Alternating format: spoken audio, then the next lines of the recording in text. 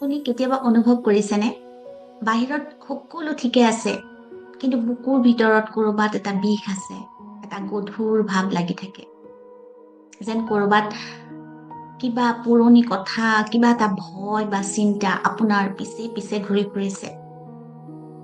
আমি ভাবো এইবোৰ অন্য মানুহৰ বাবে হৈছে বা পৰিস্থিতিৰ বাবে হৈছে, কিন্তু আচলতে এইবোৰ আমাৰ মনৰ ভিতৰত চলি থকা কিছুমান পুৰণি টেপ ৰেকৰ্ডিং, আমাৰ অৱচেতন মনত জমা হৈ থকা কিছুমান স্মৃতি। আজি মই আপোনালোকক এটা প্ৰাচীন হাৱাইন প্ৰাৰ্থনা শিকাম। ই কোনো ধৰ্ম নহয়, ই হ'ল মনৰ পৰিশুদ্ধি বা ক্লিনিং কৰাৰ বিজ্ঞান। মাত্ৰ 4টা বাক্য, যিয়ে আপোনাৰ জীৱনৰ গতি সলনি কৰি দিব পাৰে। এই প্ৰাৰ্থনাৰ মূল মন্ত্ৰ হ'ল দায়িত্ব লোৱা। আমাৰ জীৱনত যি ঘটিছে সেয়া আমাৰ বা আমাৰ পূৰ্বপুৰুষৰ কোনো স্মৃতিৰ প্ৰতিফলন। আমি কেৱল সেই স্মৃতিবোৰক ক্ষমা খুজি মচি পেলাব লাগিব। মোৰ লগত এবাৰ মনৰ পৰাই এই প্ৰাৰ্থনাটো শুনক।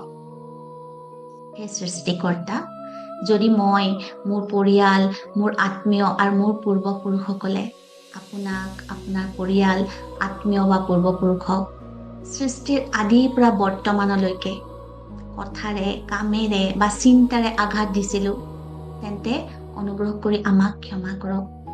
এই সকলো নকাৰাত্মক স্মৃতি, আবেগ আৰু বাধাবোৰ শুদ্ধ কৰক আৰু পবিত্ৰ পোহৰলৈ ৰূপান্তৰ কৰক।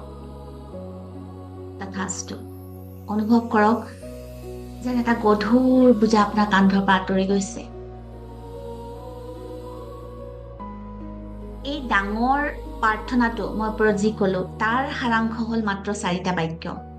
যেতিয়া ভয় লাগিব, খং উঠিব বা মন বেয়া লাগিব, কাকো একো ক'ব নালাগে, মাত্ৰ নিজৰ মনৰ ভিতৰৰ পৰা এই 4টা কথা কওক। আই এম চৰি, কাৰণ এই সমস্যাটো মোৰ বাস্তৱলৈ মই নজনাকৈয়ে মাতি আনিছো। প্লিজ ফৰগিভ মি, মোক এই পুৰণি চিন্তাবোৰৰ পৰা মুক্ত কৰা। আই লাভ ইউ। নিজৰ জীৱনক, নিজৰ শৰীৰক আৰু এই পৰিস্থিতিক মই ভাল পাওঁ। থেংক ইউ, কাৰণ এই সমস্যাটোৱে মোক শিকাইছে যে মোৰ মনৰ পৰিষ্কাৰ কৰাৰ প্ৰয়োজন আছে। মনত ৰাখিব, আপুনি কোনো মানুহক ক্ষমা খুজি থকা নাই। আপুনি আপোনাৰ মনৰ ভিতৰত থকা সেই বিষ, সেই পেইনক ক্ষমা খুজিছে যাতে ই আঁতৰি যায়। এতিয়া আহক আমি একেলগে প্ৰেক্টিচ কৰো। আপোনাৰ চকু দুটা বন্ধ কৰক আৰু দীঘলকে উশাহ লওক।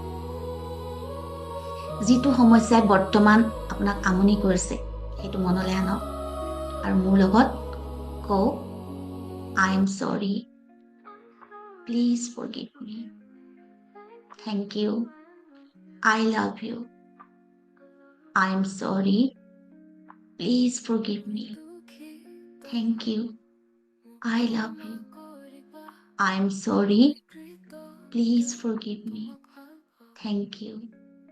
I love you.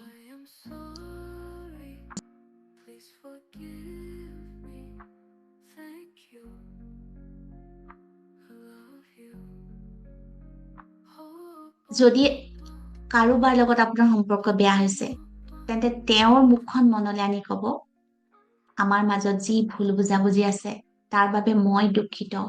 মই নিজক আৰু তোমাকো এই নেতিবাচক বান্ধোনৰ পৰা মুক্ত কৰিলো। Thank you, thank you, thank you. এনেদৰে কব। এই মন্ত্ৰ, এই 4টা বাক্য কেৱল মনৰ বাবেই নহয়, শৰীৰৰ বাবেও। যদি শৰীৰত কোনো ৰোগ বা কষ্ট আছে, তেন্তে সেই অংগটোত মনোযোগ দি কওক, মই তোমাক ভাল পাওঁ, মই কৃতজ্ঞ যে তুমি মোক ইমান বছৰে সেৱা দিছা। মোক ক্ষমা কৰা যে মই তোমাৰ যত্ন ল'ব পৰা নাছিলো। মই তোমাক ভাল পাওঁ। শৰীৰে আপোনাৰ কথা শুনে। যিটো অংগই আপোনাক দুখ দিছে বা যিটো অংগৰ কাৰণে আপোনাৰ যন্ত্ৰণা হৈছে, অসুস্থ হৈছে, সেই অংগটোলৈ সম্পূৰ্ণ ধ্যান দি কব, কাৰণ এই অংগটোৱেতো আপোনাৰ কাৰণে কাম কৰি আছে ইমান দিনে। আপুনি কৰা কিবা এটা কামৰ বাবে বা আপুনি যি যত্ন ল'ব লাগিছিলে সেয়া নোলোৱাৰ বাবে সেই অংগটো অসুস্থ হৈছে, সেই দায়িত্বটো আপুনি ল'ব।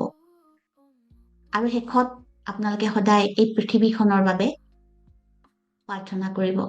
এই পৃথিৱীখনে আমাৰ প্ৰকৃত ঘৰ। আপোনালোকে ক'ব, প্ৰিয় পৃথিৱী, আমাৰ অজানিতে কৰা আঘাতৰ বাবে আমাক ক্ষমা কৰিবা। I am sorry.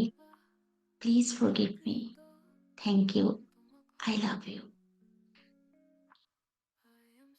আজিৰ পৰা 24 ঘণ্টাৰ বাবে এটা চেলেঞ্জ লওকচোন। যেতিয়াই মনত নেতিবাচক চিন্তা বা কাৰোবাৰ প্ৰতি খং উঠিব, লগে লগে এই 4টা বাক্য মনত আওৰাব। I am sorry. Please forgive me. Thank you. I love you. আৰু আপুনি যদি আজি অলপ হ'লেও শান্তি অনুভৱ কৰিছে, তেন্তে কমেণ্টত লিখক, Peace begins with me.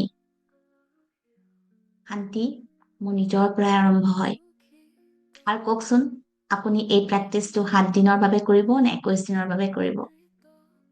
কৰি চাওক আৰু ভিডিঅ'টো শ্বেয়াৰ কৰক সেইজনৰ লগত যাৰ মনটো আজি হয়তো অলপ গধুৰ হৈ আছে। Thank you. আপোনালোক সকলো ভালে থাকক। আপোনালোক সকলোকে মই বহুত ভাল পাওঁ। I am sorry. Please forgive me. Thank you. I love you.